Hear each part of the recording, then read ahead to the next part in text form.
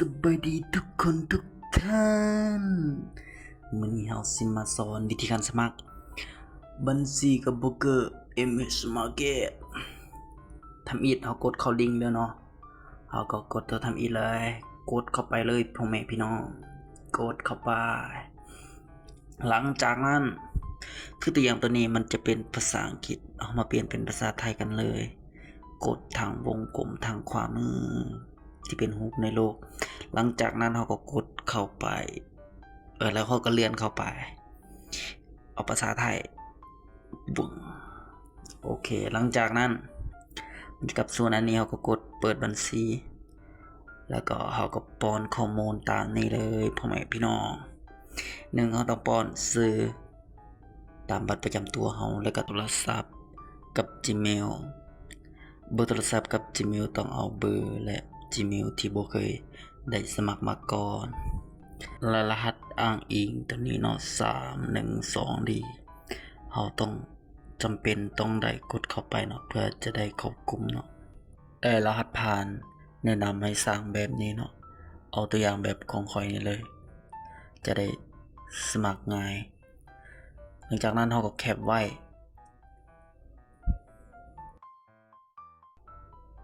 และรหัสอีเมลเอากดส่งแล้วก็เฮ็ดตามที่เขาแนะนำนี่เลยตัวนี้เขาจะให้เอาเฮ็ดตามนี้เพราะว่าเขาคิดว่าเขาจะเป็น AI เนาะหลังจากที่เขาได้กดรหัสจะได้ส่งมาทาง Gmail เนาะเขาก็ป้อนรหัส Gmail เข้าไปทางรหัสยืนยันอีเมลเลยเขาก็ป้อนเข้าไปเลยตัวนี้เขาต้องไวหน่อยนึงเนาะเขาต้องสร้างรหัสผ่านให้มันแล้วก่อนเนี่ยตัวนี้จะเป็นขั้นตอนสุดท้ายเนาะหลังจากที่เขาป้อนเข้าไปเนาะแล้วก็เขาก็เลื่อนขึ้นไปกด3ติ๊ก2ติ๊กข้างนอกแล้วก็กดเปิดบัญชีเลยหลังจากที่เขาเฮ็ดผ่านแล้วเนาะจะเข้ามาสู่หน้านี้เนาะเขาก็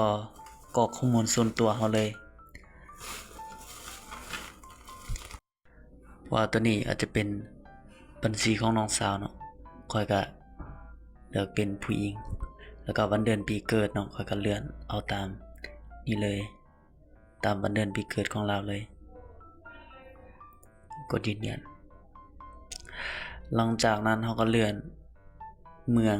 ว่าเราอยู่เมืองใดเราพิมพ์เป็นภาษาอังกฤษเลยก็อยู่เมืองแบงก็เขียนว่าแบงดิสตริกหรือผู้ใดอยู่เมืองใดเอาก็เขียนเป็นภาษาอังกฤษเลยและรหัสไปรษณีย์คันเฮาบ่ฮู้ว่ารหัสไปรษณีย์เมืองแขวงเฮาแม่นแนวใดเฮาก็สามารถกดเบิ่งข้างหลุมคลิปนี้เลย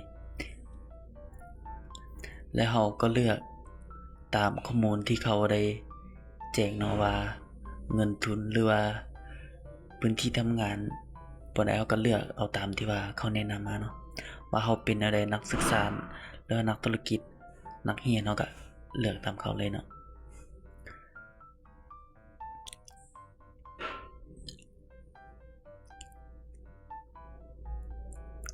แล้วก็จะมีรายได้เนาะว่าเฮาได้จากไสเฮาก็เลือกตามเนาะตามที่เขาแนะนำมาว่าเฮาได้รายได้มาจากไสจากการค้าขายหรือว่าเงินเดือนเนาะแล้วก็ตัวนี้ก็เฮาก็เฮ็ดตามที่ว่าค่อยเฮ็ดก็ได้เนาะแล้วก็เลือกตามนี้ก็ได้เนาะเฮาก็ดีสุดก็อยากให้ทุกคนอ่านเนาะอ่านเบิ่งดีๆเข้าใจแล้วก็เลือกตามที่ว่าเฮาเข้าใจเนาะว่าข้อมูลเฮาเป็นแนวใดเนาะหลังจากนั้นเฮาก็กดถัดไปเลยเนาะโอเคหลังจากนั้นมันก็เข้าขั้นตอนนี้เนาะเฮาก็เลือกว่าเฮาได้เข้าวงการการเทรดเนาะมาได้จักปีแล้วเฮาก็เลือกเนาะเบิ่งว่าเฮาได้จักปี1ปี2ปี3ปีเฮาก็เลือกเนาะค่อยก็เลือกตามที่ว่าค่อยได้เข้าวงการเนี่ยเนาะแล้วก็เฮาก็อ่านเบิ่งเนาะว่าเขาเขียนแนวใดเขาก็เลือกตามข้อมูลของแต่ละคนเลยเนาะหรือสิตามค่อยก็ได้เนาะโอเคหลังจากนั้นค่อยก็กดถัดไปเลยโอเคฮอดขั้นตอนนี้เนาะสำคัญสุดเนาะรหัสผ่านหลักเนาะเฮาต้องป้อนเข้าไปเลยเฮาก็ต้องสร้างรหัสของเฮาเลยและรหัส ผ่านของ investor เนาะ investor แล้ว investor เนาะค่อยอ่านผิดก็โทษหลายๆเนาะเราต้องเฮ็ดให้แตกต่างกันเนาะรหัสตัวที่1เป็นรหัสที่เราเชื่อมต่อกับ MT5 เนาะหรือว่า MT4 ก็ได้ MT5 ก็ได้เนาะขึ้นตามเราสมัครเลยเนาะแต่ว่าค่อยเอา MT5 เนาะแล้วก็รหัสตัวที่2เนาะเพื่อว่ามันเป็นรหัสที่ว่าเราได้แชร์ให้หมู่หรือให้ครูเขาเบิ่งเนาะแต่บ่สามารถกดออเดอร์ได้เนาะแต่เขาสามารถเบิ่งพอร์ตเราได้เนาะหลังจากที่เราสร้างแล้วเราต้องจดไว้ดีๆเนาะย่านเราสิลืมหลังจากที่เราได้สร้างรหัสผ่านทั้งสองแล้วเนาะเราก็เลื่อนขึ้นไปเลือกบัญชีกับ leverage เราเนาะหลังจากที่เราได้เลือกแล้วก็สร้างแล้วเราก็กดยืนยันเลยเนาะทุกคนโอเคเมื่อกลับมาสู่หน้านี้ก็ถือว่าเราได้สมัครผ่านแล้วเนาะเดี๋ยวนี้ยังเหลือแต่ขั้นตอนการยืนยันตัวตนเนาะการยืนยันตัวตนหรือยืนยันโปรไฟล์